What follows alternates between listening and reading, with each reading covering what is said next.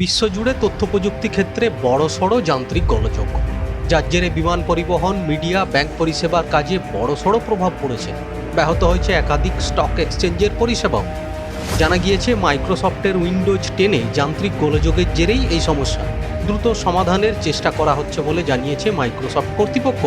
শুক্রবার বেলার দিকে মাইক্রোসফটের উইন্ডোজ 10-এ যান্ত্রিক গোলযোগ দেখা দিয়েছে, যার জেরে সারা বিশ্বের তথ্য প্রযুক্তি পরিষেবার ক্ষেত্রে ব্যাপক প্রভাব পড়েছে।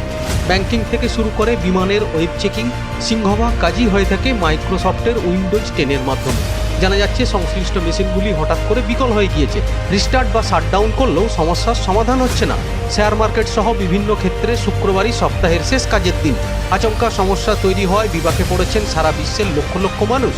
যদিও বিষয়টি খতিয়ে দেখে দ্রুত সমস্যা সমাধানের আশ্বাস দিয়েছে মাইক্রোসফট কর্তৃপক্ষ।